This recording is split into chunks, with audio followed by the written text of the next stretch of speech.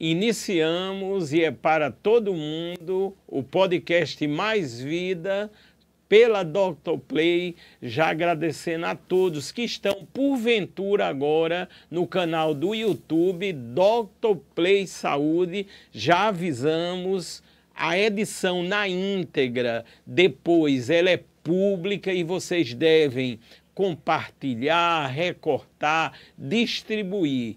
É isto que aprendemos com excelência, salvar vidas através da informação. As entrevistas aqui sempre têm esse caráter, entrevistas inéditas, exclusivas, com diferenciais que buscamos nos profissionais. E hoje eu posso dizer que eu tenho uma amiga, uma doutora realmente excepcional no sentido da palavra, e vocês notarão no decorrer da nossa conversa. A meu lado, a doutora Clarissa Rios. Doutora, seja muito bem-vinda, a senhora está na Dr. Play.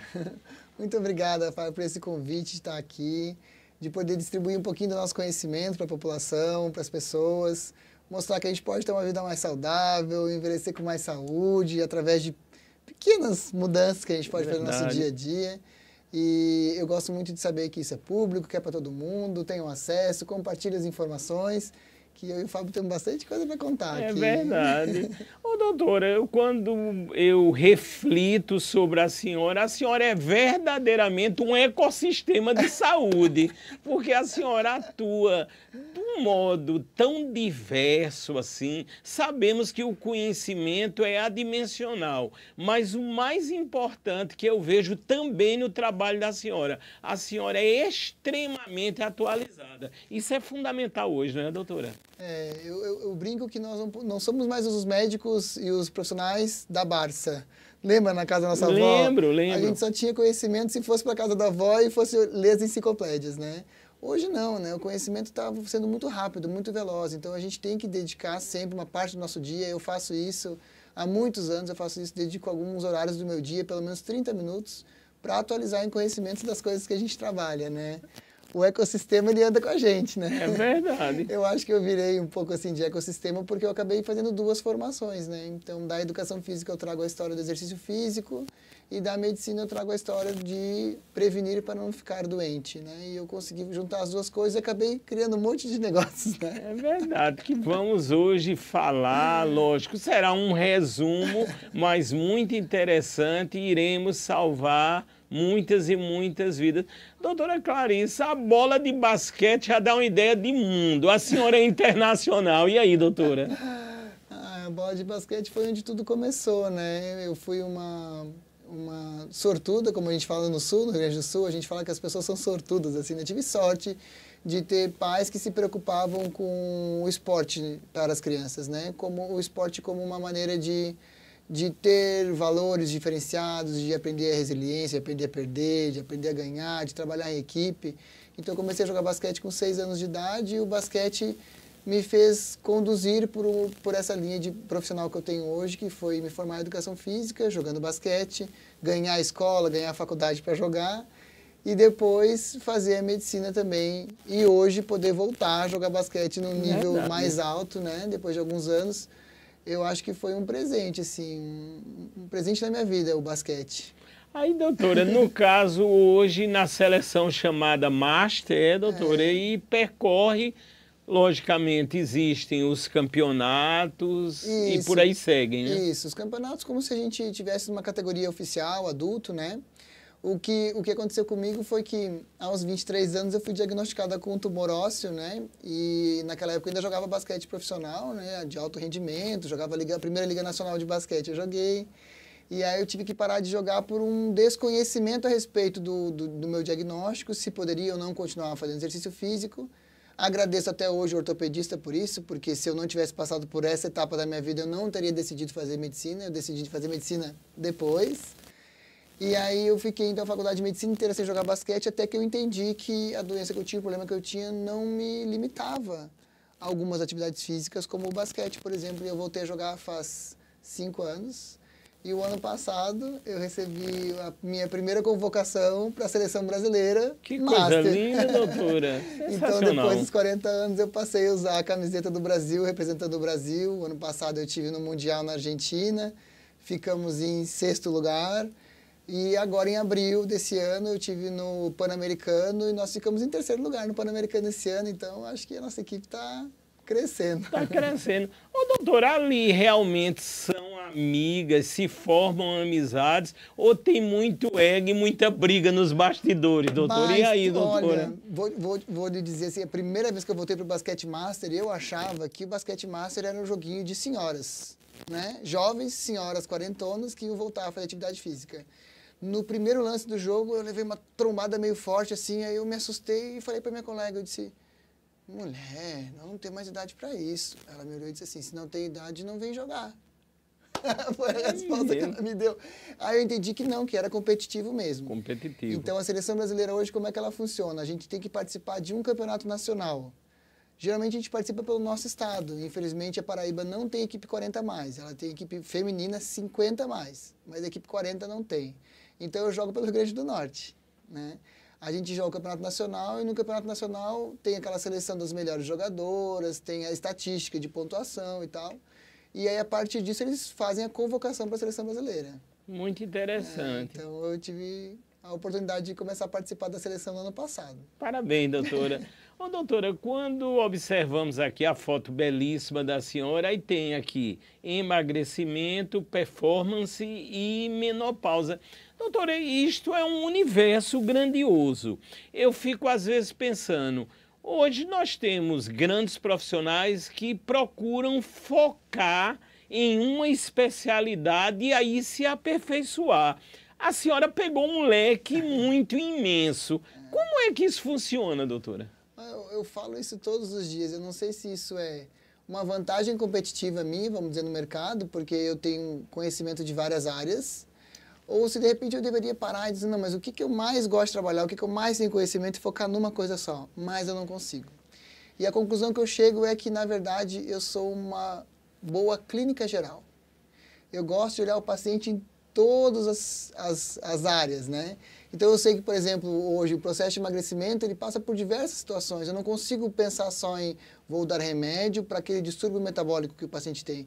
Eu quero saber se está dormindo bem. Se não está dormindo bem, por que não está dormindo bem? O que está acontecendo em casa? Como é que está o trabalho? Como é que estão os filhos? E assim eu vou fazendo um trabalho mais amplo, assim. Então, eu acho que eu sou uma boa clínica geral, de olhar para a pessoa com uma forma mais holística, e isso me faz com que eu permeie várias especialidades da medicina e do treinamento físico, e eu acho que, na verdade, isso é interessante para mim e para o paciente. Interessante, não é, doutora?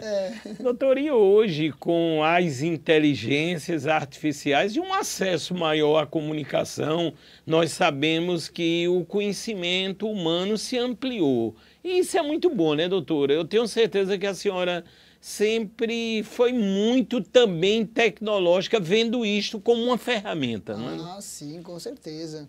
A franquia Dr. Fit, que é a nossa empresa de treinamento físico, ela só existe por causa da tecnologia. Porque eu cheguei num momento que eu não conseguia mais treinar os profissionais de educação física para atender pessoas com problemas de saúde.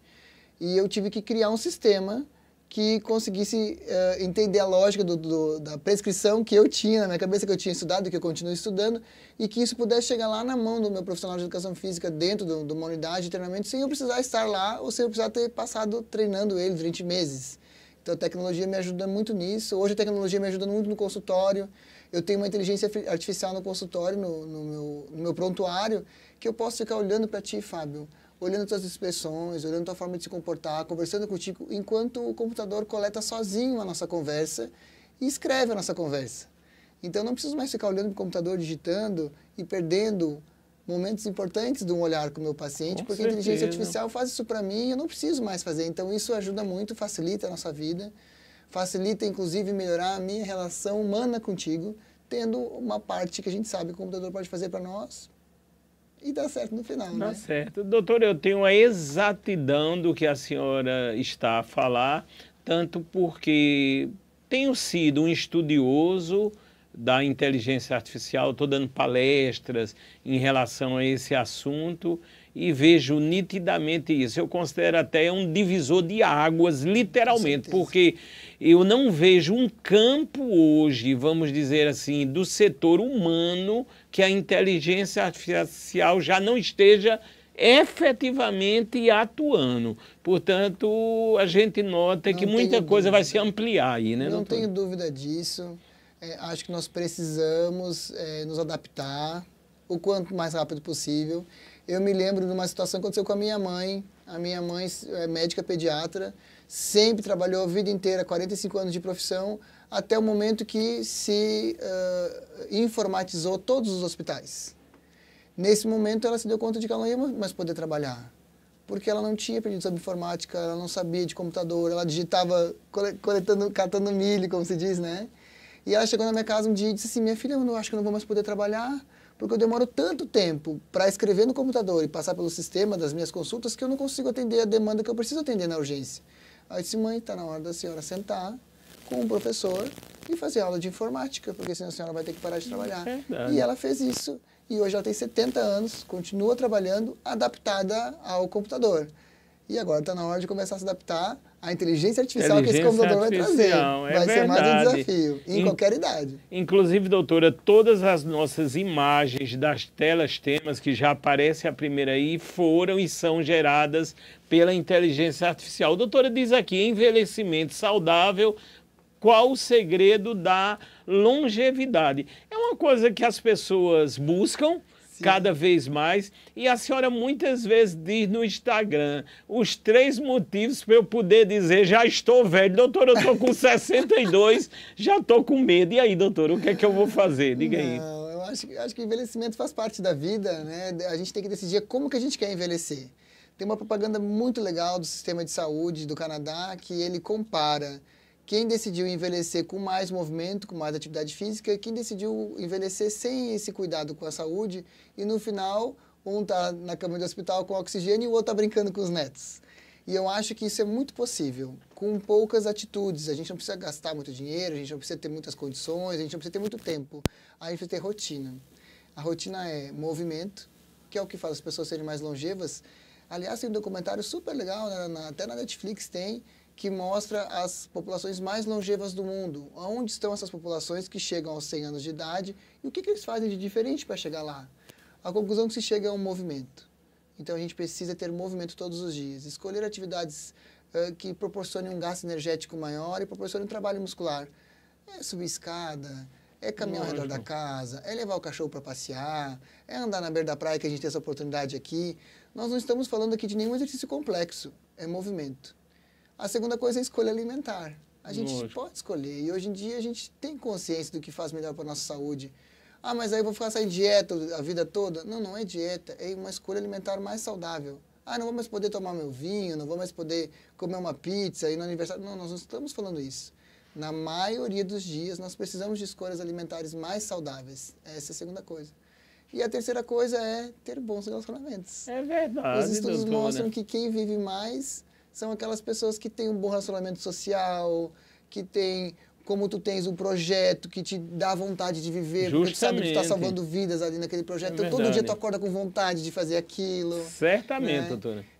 Aquelas pessoas que têm um bom relacionamento pessoal, que tem um companheiro, uma companheira, que tu acorda todo dia, olha para aquela pessoa e tem vontade de continuar vivo, continuar naquele relacionamento.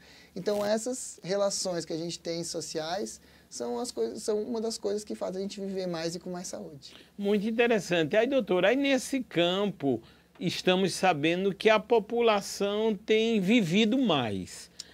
Mas será que está se vivendo mais com saúde, como dizem, doutora? Ou seja, às vezes os governos gostam muito de comentar isso, ou esse percentual é pequeno? E aí, doutora? Fábio, eu acho que essa pergunta resume o conteúdo mais importante que nós vamos falar aqui hoje. Uma coisa é a gente envelhecer com saúde. Eu não sou doente, eu consigo fazer todas as minhas atividades do dia a dia, eu não preciso de ajuda para fazer as minhas atividades do dia a dia, eu tenho capacidade intelectual para ler o livro que eu gosto, para assistir o vídeo que eu gosto, eu tenho meus bons relacionamentos. Isso é envelhecer com saúde. A outra coisa é envelhecer com morbidade. O que quer dizer isso? Envelhecer com doenças, mas que com os remédios que a gente tem hoje, consegue postergar essa vida por mais tempo.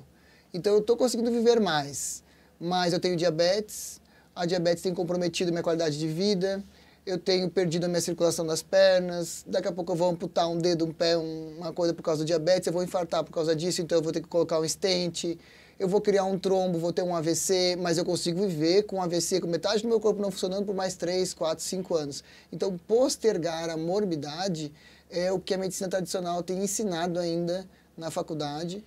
E eu acho que, não é que a gente não precisa usar medicação, mas é que eu acho que a medicação pode ser um momento agudo da transição para uma escolha de vida mais saudável.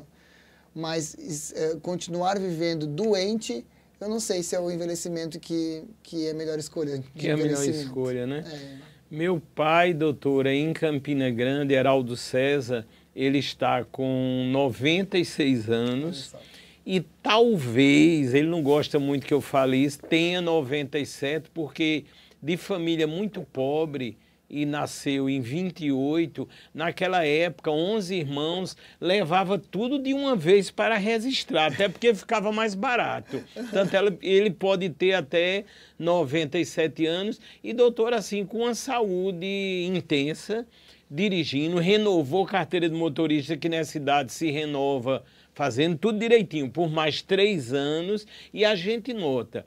O segredo que eu posso dizer de papai é o seguinte, ele desde a adolescência, ele adotou uma sistemática chamada, onde nem existia ainda a psicologia positiva, ele tem o pensamento positivo no dia a dia. Doutora, eu posso estar para baixo naqueles dias de ligar para ele desesperado, ele diz, calma, calma, meu filho, qualquer coisa, o que acontecer, o seu quarto já está até aqui em Campina Grande. Doutora, isso é muito importante, não é, doutora? Mas isso é uma decisão de vida, né?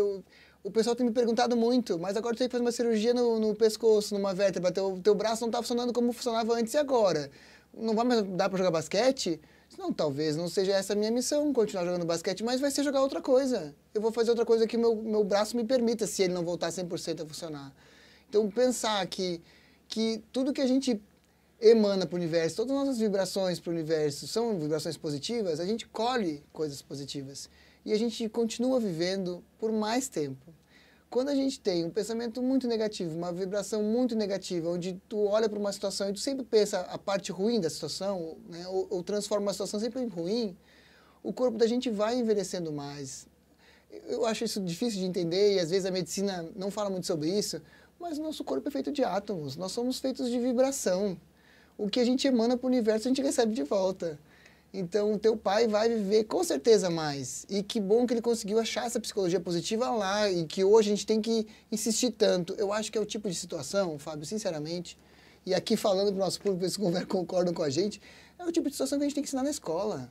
Verdade. Inteligência emocional, vibração positiva, resiliência, entender que as coisas têm um tempo para acontecer no universo e que você tem que estar lá disposto, de coração aberto, que a gente tem que desejar e que a gente tem que permitir as coisas acontecerem. Doutora Clarissa Rios, a senhora falou em pescoço e estamos a observar que tudo é em HD. A senhora está com uma lesão aqui no pescoço. E aí, doutora, como foi isto? Foi um susto, né? Na verdade, quando eu fui ver os exames depois, que eu comecei a sentir dor, depois eu tive uma queda no treino de basquete, eu fui ver o exame e eu percebi que eu já tinha abaulamentos discais, né? Uma discopatia degenerativa em toda a coluna cervical. Esperado, tá, gente? Não se assustem, não é por causa do basquete. Esperado por uma mulher de 42 anos. Todo mundo, se for fazer um exame hoje, vai ter alguma discopatia, alguma hérnia de disco, né? Eu tinha, só que eu não sentia dor nenhuma. Por que eu não sentia dor? Musculatura forte, treinamento físico contínuo, a gente não sente dor, né? E acabou que eu caí, fiz aquele movimento do chicote do pescoço, né? E acabou extrusando, uma hérnia rompeu, um disco rompeu e uma parte do disco desceu pela lateral, onde saem os nervos que vêm para o braço. E aí bloqueou a minha inervação do braço. Eu passei 4 dias sem movimentar o braço, nada, absolutamente. Tive que passar por uma cirurgia de urgência para desbloquear esse nervo. E agora são uns 25 dias de cirurgia, meu braço já está funcionando, já estou sem dor, mas estou com o tríceps ainda desligado desse lado, né? Mas nós estamos trabalhando aí, o meu colega neurologista acredita que em mais 90 dias eu devo estar 100% de novo. Se Deus quiser, né, doutora? E se não for o basquete, vai ser o beach tênis, vai ser o vôlei, vai ser alguma outra coisa que eu não preciso empurrar. Com certeza, doutora. Sensacional. Esse é o podcast Mais Vida. Estamos ao vivo aqui pela Dr. Play. Doutora, eu gosto sempre de citar, eu costumo dizer, os anjos que nos acompanham. E a senhora tem uma pessoa. Hoje eu queria que falasse o nome, que dissesse que está cobrindo aqui todo esse momento único. Eu ando com a Sofia. Tá aqui, ó. Até ficou vermelhinha da gente falar. Né? Eu ando com a Sofia. A Sofia é uma pessoa muito importante na minha vida. Eu tenho várias pessoas que me acompanham, que andam comigo no consultório, na Dr. Fit. São pessoas que estão fazendo o trabalho deles também, né? E que estão nos acompanhando e nos ajudando a performar como a gente performa. Muitas pessoas me perguntam isso, sabe? Mas tu é mulher, tu tem marido, tem filho, tem casa, tem empresa, tem clínica. Como é que tu consegue dar conta de tudo? A gente consegue dar conta de tudo porque a gente tem anjos assim que nos acompanham e que a gente compartilha nossa vida. Obrigada, Sofia, por tudo, viu? Obrigado, Sofia. A gente sempre agradece. Todo mundo tem que ter os seus anjos, né? As suas companhias, né? Para a gente conseguir ser mais produtivo.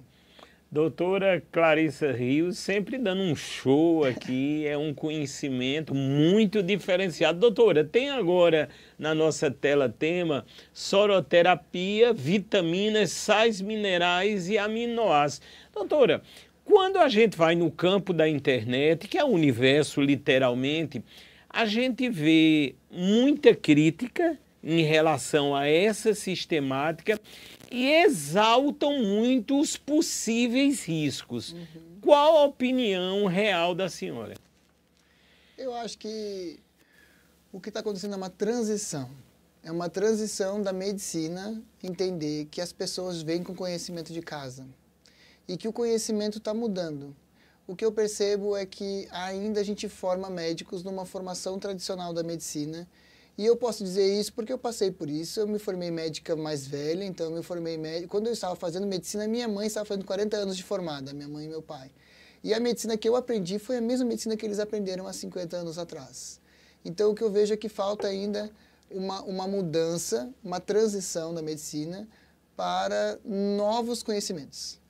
E entender que o nosso paciente tem hoje uma posição diferente. Antes era o médico aqui, o paciente do outro lado. O que o médico dizia, o paciente fazia. Eu confesso que eu fiz educação física fiz medicina muito por causa disso. Porque na educação física eu já falava para as pessoas que elas precisavam ser mais saudáveis, eu sabia o caminho. Mas quando o médico dizia que eles iam morrer, é que eles começavam a fazer. Então tinha esse status médico, de um patamar médico de conhecimento, onde o paciente não tinha. A gente está em outro hoje. Então a medicina vai precisar se adaptar. A soroterapia nada mais é do que o paciente decidir qual a via de administração que ele quer fazer da vitamina que ele precisa.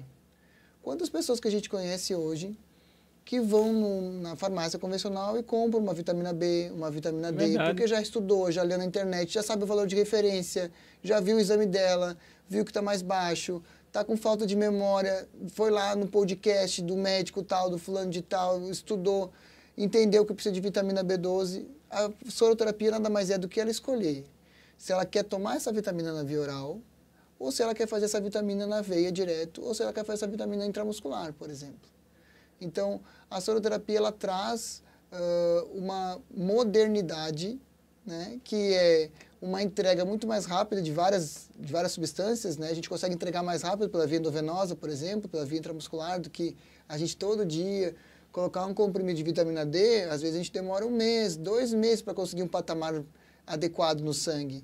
Mas se a gente fizer na via intramuscular, a gente consegue esse patamar em 7 dias. 7 dias, impressionante. Vitamina B12 a gente consegue um patamar bom em 48 horas.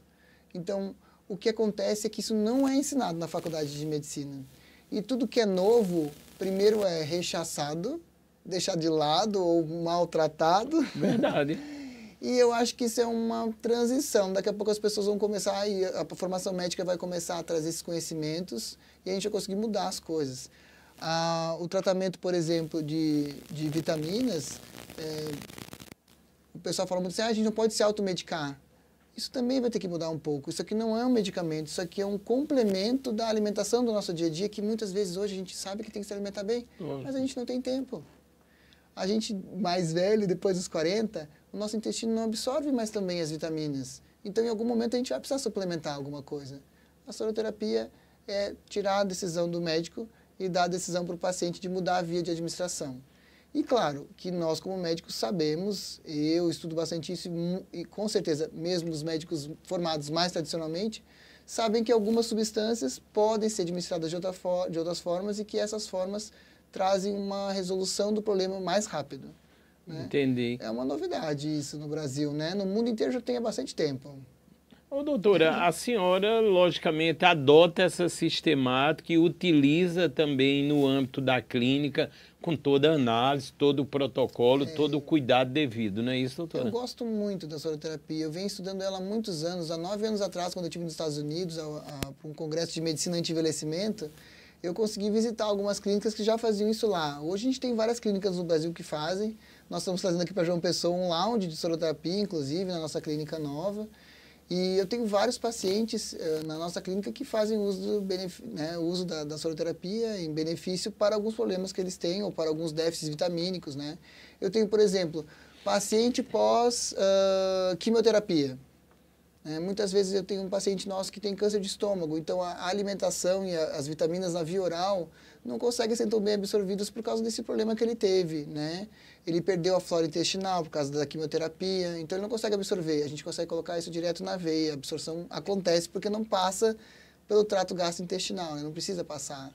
Eu tenho pacientes, por exemplo, atletas. Eu tenho muitos atletas de corrida, atletas de triatlo, que fazem provas onde o consumo de vitaminas e minerais é muito grande e eles não conseguem recuperar isso pela alimentação, demora muito tempo. Então, a gente faz isso através da soroterapia. O que mais a gente faz na soroterapia hoje? O que a gente mais faz é a reposição vitamínica mesmo, porque a alimentação das pessoas está muito restrita e o teu pai deve saber disso muito bem. Na época dele, o solo tinha mais qualidade. Verdade, verdade. Então, a gente pegava uma beterraba, essa beterraba tinha mais ferro, tinha mais zinco, tinha mais nutrientes. Hoje, a gente pega uma beterraba que não tem mais esses nutrientes. Eu falei hoje de manhã sobre o ômega 3. Antigamente, a gente comia o peixe que vinha do mar, o peixe que vinha da lagoa, o peixe que era pescado pelo pescador lá. Hoje, a gente come o peixe que é industrializado. A gente tem fazendas que produzem o peixe de forma de cativeiro, que dão alimentação ração, que não é a alimentação que ele comia antes natural, e que não deixa de ser saudável, porém não tem ômega 3, não tem outros nutrientes que antigamente a gente tinha nos alimentos. Então a gente passa a ter que repor isso de alguma forma.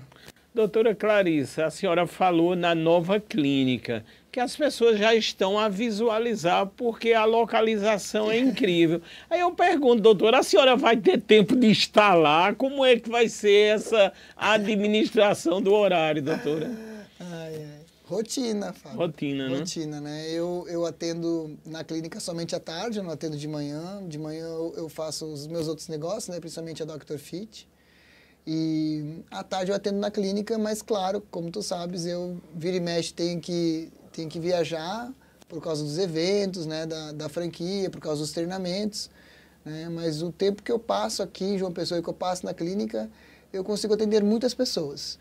E o que eu tenho hoje é uma formação de outros profissionais lá dentro da clínica, né? Então, hoje eu tenho nutricionistas que trabalham lá dentro, que já têm um conhecimento excelente, que conseguem não só fazer dieta, mas ter uma boa interpretação laboratorial, pode ajudar nossos pacientes. Eu tenho uma esteticista que já trabalha nessa área, por exemplo, de drenagem linfática, que a gente usa muito lá por causa do lipedema e de outros problemas de saúde. Então, hoje em dia, eu saio, mas tem uma equipe já formada que continua cuidando dos pacientes quando eu não estou aqui. Aí, doutora, há uma previsão de inauguração? Ai, Fábio, eu queria tanto dizer isso para você, mas a questão das obras são questões bem difíceis. Minha expectativa hoje é que início de setembro, na primeira semana de setembro, a gente já esteja lá. Ah, se Deus quiser, vai ser ótimo e um local, lógico, a doutora já tinha uma visibilidade extraordinária pelo trabalho que faz e ali, doutora, não tem como não observar, né, doutora? Porque assim realmente está ficando uma coisa como tudo que a senhora faz, de primeiro mundo. Ah, que bom que você está gostando, Fábio. Ali a minha expectativa é que o Parque da Cidade seja um lugar muito legal em João Pessoa. Eu queria estar ali perto. Eu estou namorando um espaço para alugar ali perto faz bastante tempo. Porque eu acho que... eu gosto de estar perto das pessoas que estão se movimentando, que estão buscando ter uma vida mais saudável. E ali vai ser um ambiente que vai trazer essa vibração positiva que eu gosto, sabe?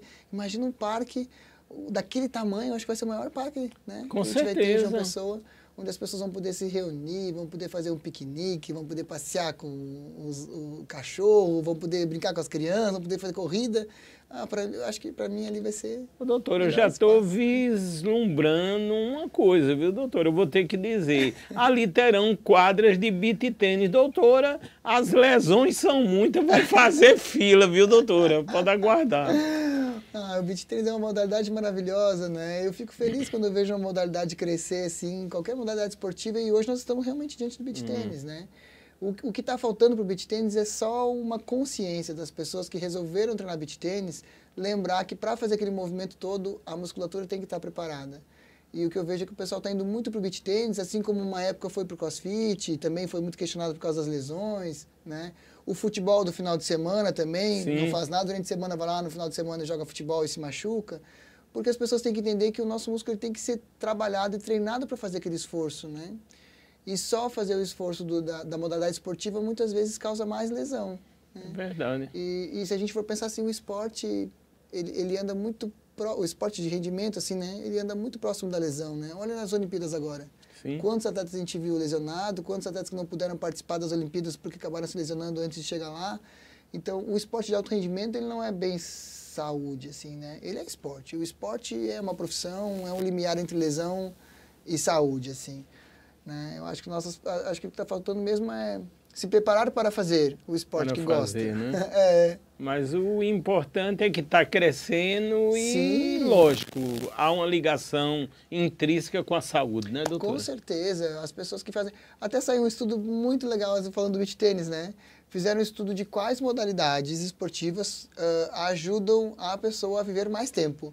O beach tênis e todos os esportes de raquete chegam a aumentar a expectativa de vida das pessoas em 9 anos. Doutora, que interessante. Né? Então, se você for optar por um esporte, para viver mais tempo, o esportes de raquete é um dos que bate o topo de que ajuda as pessoas a viverem mais. Uma grande dica da experiente doutora Clarissa. E, doutora, temos aqui reposição hormonal, um tratamento eficaz. Doutora, isso já comprovado, né? Algumas pessoas são resistentes. Temos também muitos cursos aí da internet e pessoas fazendo absurdos. Portanto, a importância de se procurar profissionais qualificados, atestados, que é o caso da senhora, eu creio que isso é fundamental, não é, doutora? Em todas as profissões a gente vai ter quem estudou mais, quem estudou menos, quem se dedicou mais, quem quer ganhar vantagem ou não, né? Na medicina a gente não espera que isso aconteça, porque a medicina tem a aura do estou fazendo para ajudar o outro, né? Então tem uma hora de que quando a gente vê alguém trabalhando na área da saúde fazendo uma coisa não ética, a gente fica machucado, né? A gente fica chateado, doutora. Não é? Mais até do que em outras profissões. Mas a questão hormonal é uma questão que já está consistente hoje, né? Hoje a gente não tem mais dúvida de que a reposição hormonal, principalmente da mulher na menopausa, é fundamental para a saúde dela. É fundamental para que ela tenha essa expectativa com qualidade, né? Aumentar a expectativa de vida, mais ver uma vida plena. Eu canso de receber pacientes que estão buscando isso e que estão com dificuldade de encontrar esse tipo de tratamento. Essas mulheres estão sofridas, estão cansadas, não estão mais se reconhecendo como elas mesmas, estão perdendo massa muscular, estão perdendo massa óssea, estão aumentando o risco cardíaco. Então, a reposição hormonal ela é necessária para quem precisa. E aí a gente entra nesse limiar que tu comentaste, né, Fábio?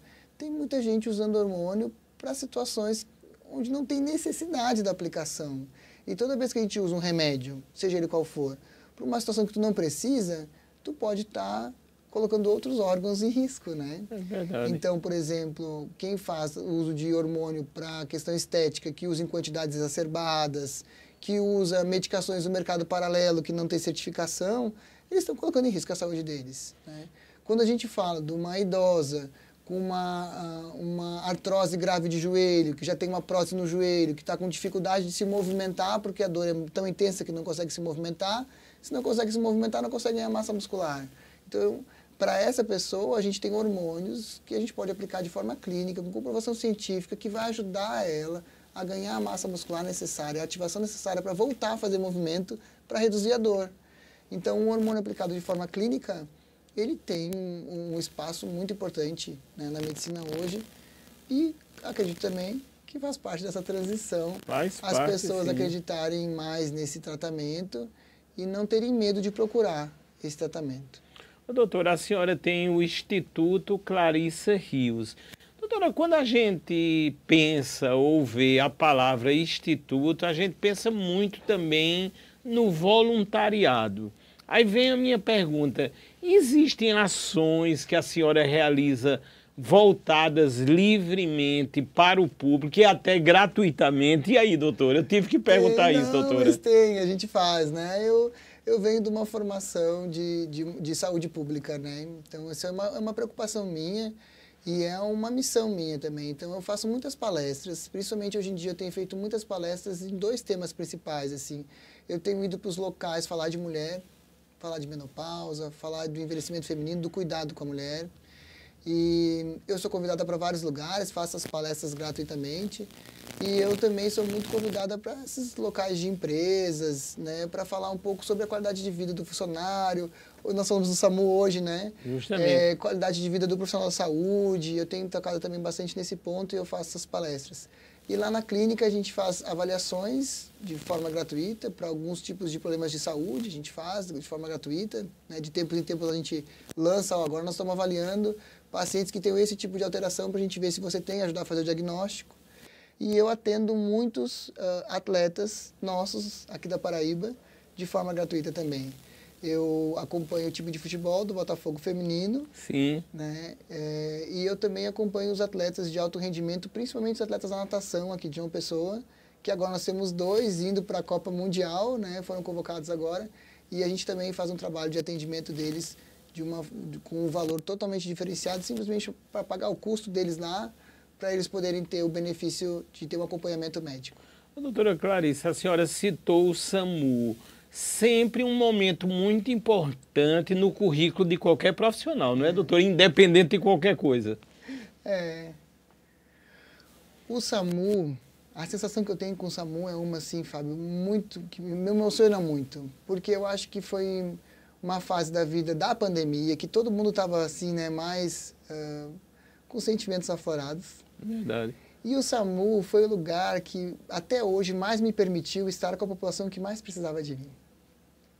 Então, eu chegava em lugares no SAMU onde o médico não chega. Eu chegava lá nas situações mais críticas, né? Eu cheguei a escrever, eu tenho no meu Instagram mais de 50 relatos de histórias que eu na época, eu escrevia das situações que a gente enfrentava como samuzeiros, né? Como a gente costuma dizer. Verdade. O SAMU é sim, ele é para além do salário. O SAMU é o lugar onde a equipe consegue chegar nas pessoas que realmente mais precisam da gente. É uma coisa indescritível. Indescritível, né? E assim, poderiam, eu digo as autoridades de forma geral, sem fazer nenhuma crítica, mas o olhar para a estrutura e os profissionais de excelência que ali estão, deveria ser muito mais potencializado, né, doutora? Quando a gente vai vendo a importância, né, doutora? Eu acho que muitos estão ali pelo mesmo sentimento que eu também tinha. Eu deixei de continuar no SAMU por um medo de colocar a minha vida em risco com os meus 3 filhos pequenos em casa. Eles me cobravam muito isso, sabe? Porque eu trabalhava sempre no final de semana, né? E eu me colocava muito a minha vida em risco ali. Muitas vezes eu coloquei. E eu ficava pensando, nossa, e se eu morrer aqui hoje? Quem é que vai cuidar das minhas crianças? Como é que vai ficar a minha família? Então, eu acho que eu consegui, durante 5 anos, compartilhar um pouco do meu amor pelas pessoas lá no SAMU. E eu achei que estava na hora de sair, porque eu precisava dar mais atenção. Mas eu consigo me desvencilhar de muitas coisas materiais. Eu já me mudei várias vezes. Quando eu me mudo, a minha roupa do SAMU está dobradinha, ensacadinha do mesmo jeito, com o meu nome na farda. E eu tenho certeza que, em algum momento da minha vida, o SAMU vai fazer parte dela de novo. Com certeza, doutora. Que coisa incrível, né? É incrível, incrível. E assim, são essas memórias, né, que nos levam até a motivação de continuar, né, doutora? Porque a gente vê aqueles casos, eu imagino, conheço alguns, assim, casos extremos e que a gente pôde sair daquele ambiente, daquele momento com exatidão. Salvei várias vidas, né, doutora? E tu sabe que não é só salvar, é tu ter aquele momento de tu sentar do lado de um filho, de uma filha e dizer, tá na hora da gente deixar ela partir. Pegar na mão, abraçar, chorar junto, orar e ver a partida das pessoas, né? Então, assim, é um lugar, para quem gosta de gente como eu gosto e como a maioria das pessoas que estão lá no SAMU gosta, é um lugar que traz, além desse sentimento de salvar a vida, é um lugar que emociona muita gente, sabe? Faz a gente se tornar pessoas melhores, com certeza. Verdade. Doutora, a senhora tem quantos filhos? Quais são os nomes, as idades? Já tem algum médico, médica? E aí, doutora? Eu tenho 3 filhos, Isadora, Vicente e Gustavo. Isadora tá com 14 anos, Vicente com 12 anos e o Gustavo com 5. Nenhum deles quer fazer medicina. Cada um tem uma área de... O Gustavo, às vezes, fala um pouquinho, brinca comigo, né, quer ser médico, ele vai muito pro consultório trabalhar comigo por causa das moedas que ele ganha, né? Entendi. Não é trabalho infantil, gente, é educação. Educação, viu? Não se com certeza. Gustavo vai lá algumas tardes pro consultório, ele serve café para os pacientes, ele leva a xicrinha com café, leva água. Quando eu vou fazer algum procedimento, ele bota luvas junto e fica comigo nos procedimentos. E quando termina a tarde, ele pergunta pelas moedinhas dele, porque ele trabalhou, né? E eu acho que a gente faz um excelente exemplo para a criança, Verdade. né? Então, os meus filhos sempre trabalharam muito comigo. Agora é a fase do Gustavo, porque os outros já estão pré-adolescentes, já querem outras coisas, né? Lógico, lógico. Mas são muito companheiros. Agora a gente fez uma viagem que foi uma escolha deles. Nós guardamos dinheiro juntos durante bastante tempo, porque o sonho da Isadora era viajar quando ela fizesse 15 anos e ela queria que essa viagem fosse para as Olimpíadas. Então, a gente teve agora boa, 15 né? dias de uma imersão em família, de esporte, de resiliência, de combate. Foi muito legal. Ô, doutor, eu sei que uma Olimpíada, e a senhora acompanha isso muito desde a essência, tem uma palavra-chave, principalmente no Brasil, superação total. Doutora, estamos indo bem ou essa Olimpíada foi um pouco assim decepcionante em alguns sentidos? Doutora, como é que a senhora vê? Eu acho que a Olimpíada reflete o que é a lógica hoje política do esporte do Brasil, né? A gente só tem atletas olímpicos hoje porque há mais ou menos uns 20 anos atrás se entendeu que talvez o exército fosse um bom caminho para que a gente conseguisse ter um salário para esses atletas de alto rendimento, que eles pudessem ter uma profissão, trabalhar em um lugar com salário. Então, hoje, nós temos aí, eu acho que 60% ou 70% da delegação brasileira são militares. Então, eles têm o salário, eles têm lugar para treinar e têm lugar para trabalhar. Porque não existe uma política esportiva no Brasil, né? Não existe. Esses nossos atletas da Vila Olímpica, aqui em João Pessoa, muitos têm bolsa atleta. Muitos têm. Deveria ser para todos, porque eles vêm de comunidades, às vezes, de situações onde eles não têm condições de pagar pelo treinamento, de pagar pela suplementação, de pagar pela alimentação que eles precisam, né? Muitas vezes eu sento com as mães da natação e elas falam, mas doutor, esse mês não dá para comprar o suplemento. Aí eu digo, o que nós vamos fazer então? Vamos fazer o seguinte, vamos fazer mais cuscuz, vamos fazer mais ovo. Verdade. E eles levam para a escola cuscuz com ovo, porque não tem condição de comprar um suplemento para equilibrar a alimentação que eles precisam para continuar crescendo e para ter desempenho esportivo. Enquanto o Brasil olhar para o esporte, aproveitando quem conseguiu passar por essa fase em alguns estados, a gente não vai ter uma delegação que traga muitas medalhas de ouro. Mas a gente pode mudar isso. Nós somos um país continental. Verdade. Nós temos aqui uma população país riquíssimo, né, doutor? Riquíssima, miscigenada. A gente tem características físicas para todos os esportes aqui. Então, a gente só não faz porque falta uma política mesmo de base esportiva no Brasil que permita que todas as pessoas tenham essa experiência esportiva. Porque não é possível que nós não vamos achar mais nenhuma Rebeca daqui. Como é que a gente vai achar? Tem mais outras Rebecas por aí. Sim. É porque a gente não oportuniza, eu acho. É verdade, doutora. Com certeza absoluta, opiniões sensatas e experientes aqui da doutora Clarice. Doutora, a inteligência artificial aí gerou, vamos dizer, uma pessoa que está em forma, outra nem tanto, mas estão alegres e diz, não consigo emagrecer, como reverter? E aí, doutora? Os medicamentos, as famosas canetas estão nessa história, doutora, e aí? Essa semana eu recebi uma propaganda do Monjaro, né, que está vindo no Brasil. Sim. e a caneta por R$7.000. Sim. Aí eu fico pensando, nossa, a gente continua focando a medicina em arrumar um remédio que dê o jeito na vida das pessoas, ao invés de ensinar as pessoas, que é o que eu acho que eu mais tenho feito, a buscar a condição de ter uma vida mais saudável, né?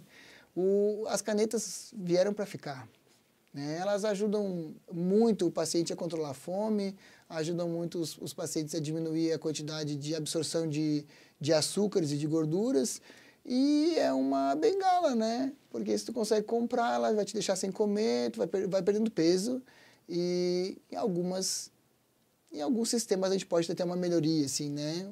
Até uma antioxidação. Mas eu gosto ainda do padrão educação física, né? A gente precisa aprender a se alimentar bem, a gente precisa aprender a fazer exercício, a gente precisa aprender a ter rotina, que a gente consegue emagrecer.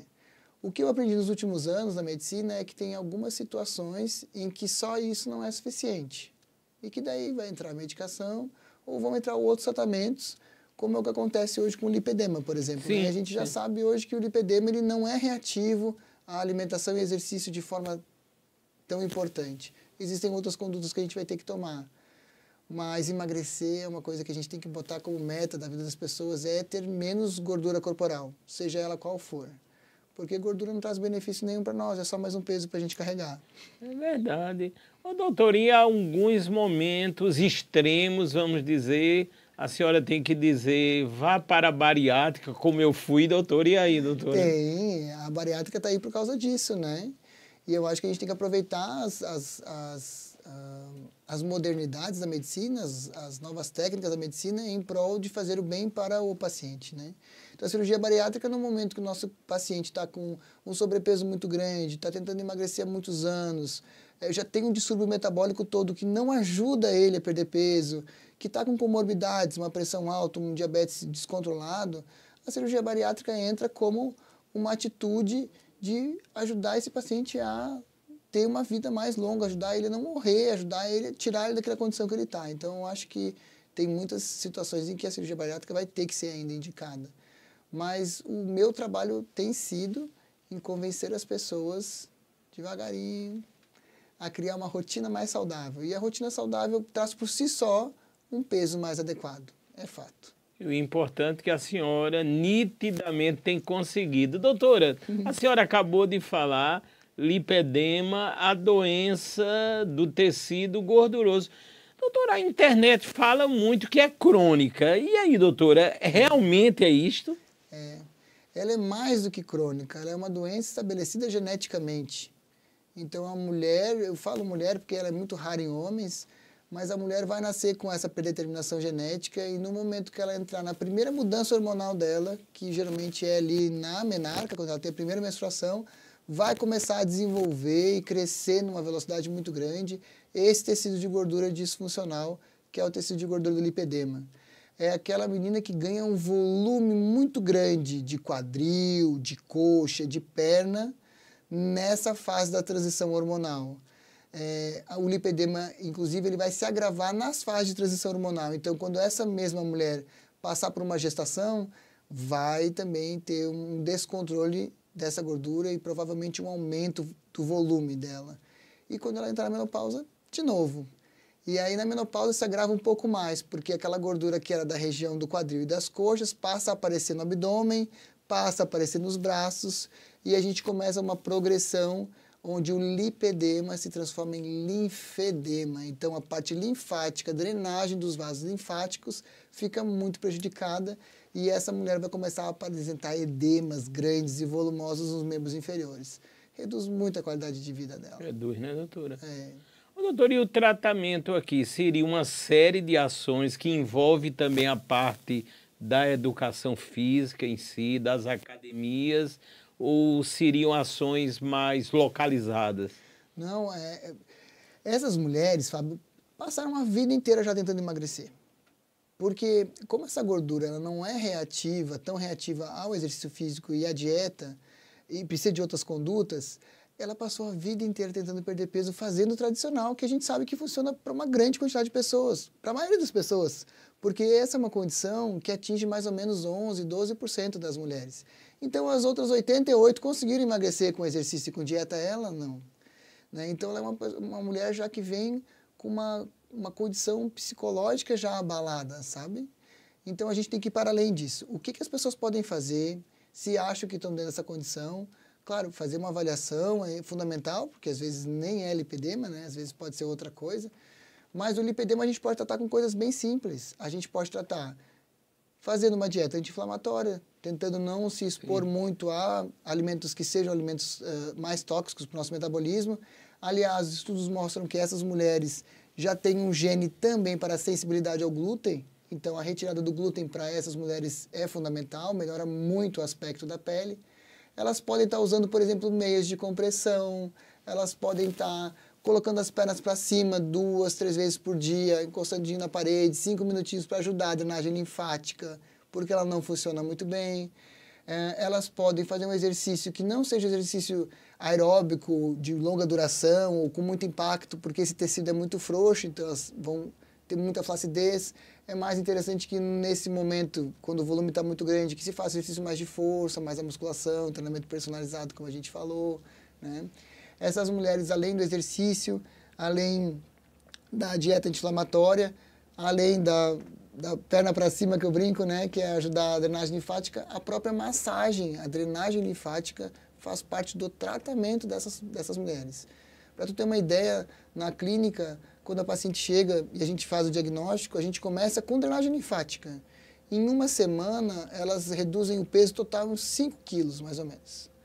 Porque elas têm esse edema linfático que não há nenhum diurético que funcione. Ela precisa realmente de compressão manual. Então, a drenagem linfática funciona melhor, por exemplo, do que tomar um diurético que muitas dessas mulheres fazem quando estão inchadas. Verdade, né? doutora. Então, é uma gordura diferente de se tratar, fato.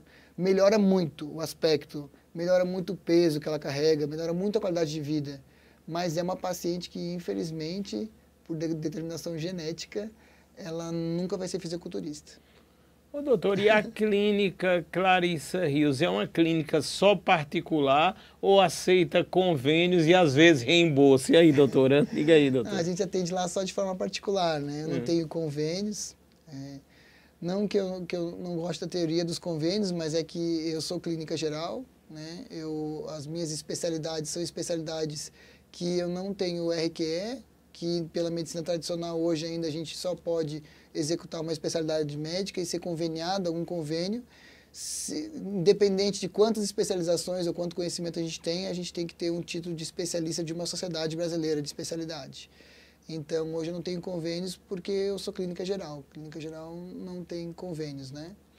Mas a gente tem, sim, a gente tem algumas parcerias, SAMU, por exemplo. Certo. A gente tem algumas parcerias com algumas academias daqui, a gente tem parceria com grupos de corrida, a gente tem parceria com várias pessoas para a gente proporcionar um tratamento melhor com um valor mais em conta. Né? E para a saúde sabemos que não há preço, né, doutor? Isso é uma realidade, às vezes eu falo isso, né? sabe? Uma paciente às vezes diz, mas isso vai custar muito caro, vai custar R$120 por mês. Uma pizza a menos no mês. Verdade, e a gente consegue uma pizza, um refrigerante a menos, a gente consegue pagar esse tratamento que eu falei tão bem para a sua saúde, né? É que as pessoas também têm valores diferentes para coisas diferentes, né? É lógico. Então, às vezes, pagar uma academia R$200 é muito caro, mas comprar um alimento, comprar um suplemento alimentar e na farmácia gastar esse dinheiro é normal.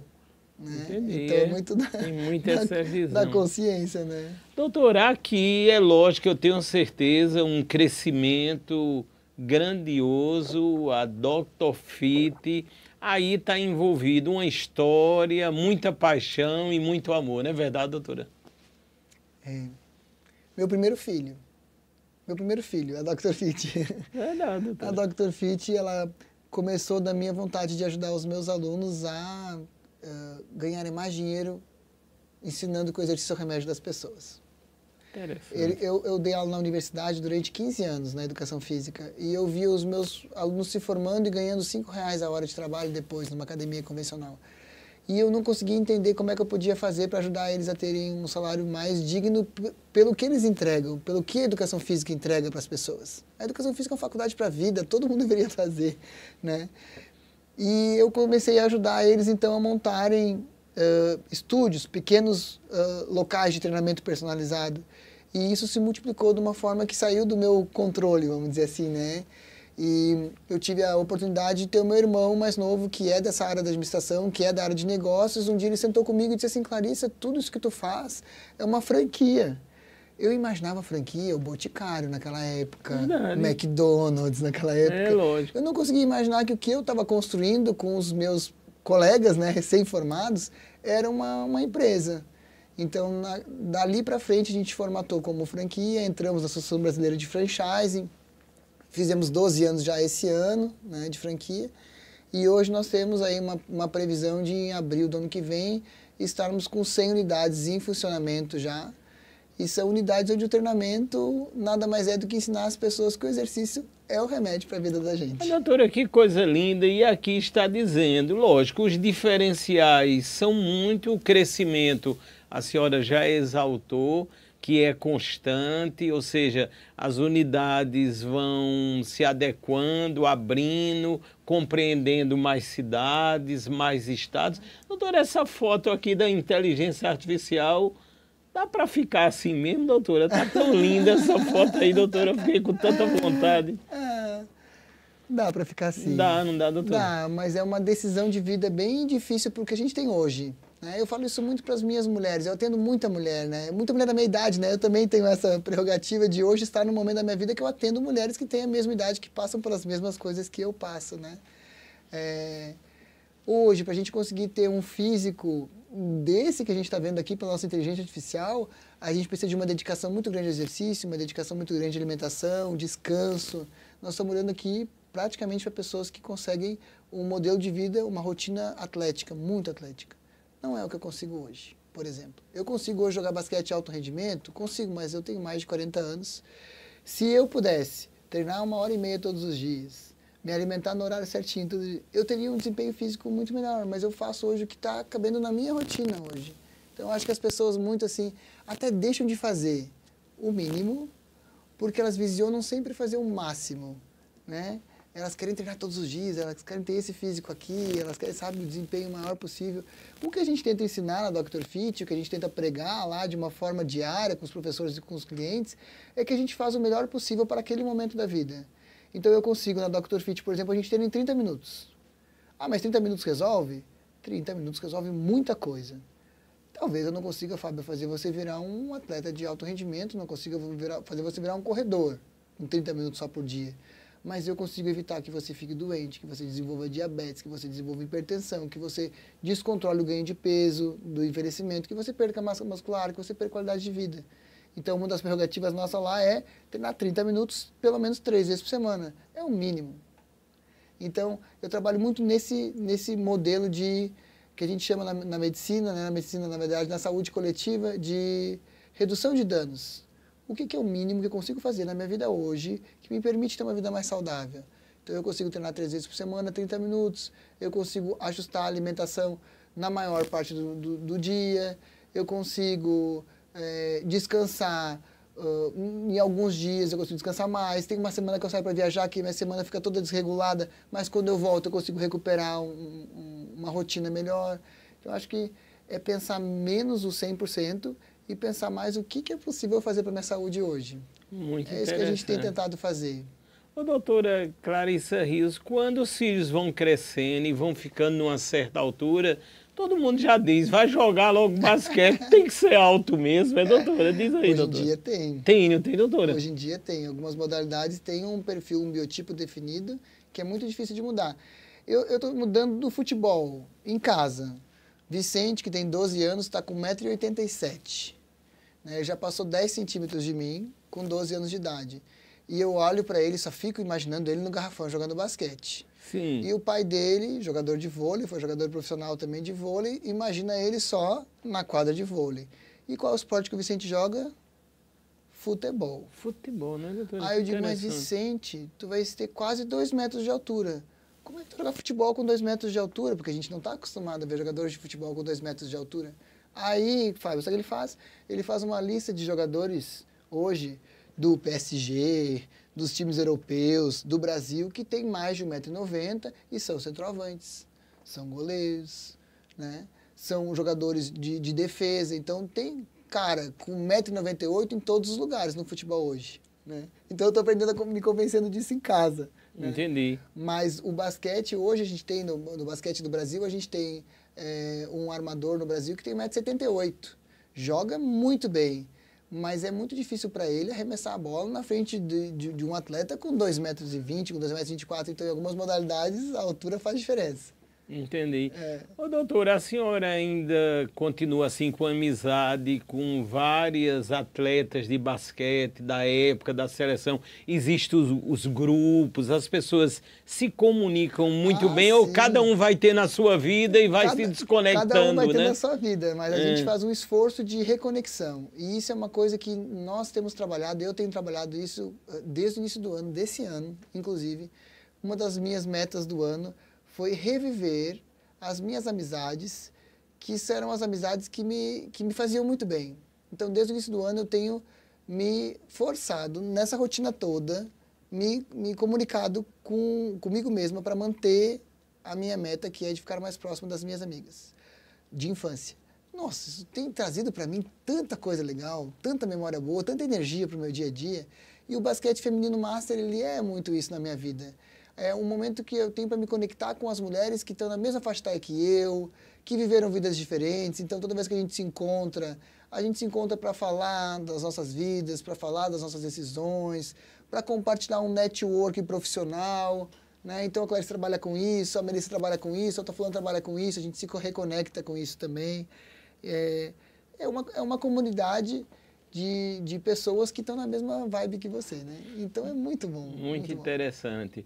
Estamos ao vivo, esse é o podcast Mais Vida, pela Dr. Play. Já lembrando, estamos quase no finalzinho, que você terá na íntegra no YouTube, no canal Dr. Play Saúde, essa entrevista maravilhosa, e ela é pública. Foi esta realmente a intenção, para que todos possam, com um clique só, compartilhar. Já há hoje programas de inteligência artificial que fazem o corte, colocam a legenda, você não tem trabalho, e aí você repassa para as redes sociais, para o Instagram. É tão importante que façam isso, que cheguem à noite e possam dizer: ajudei efetivamente a salvar a vida. Não é isso, né, doutora? É isso.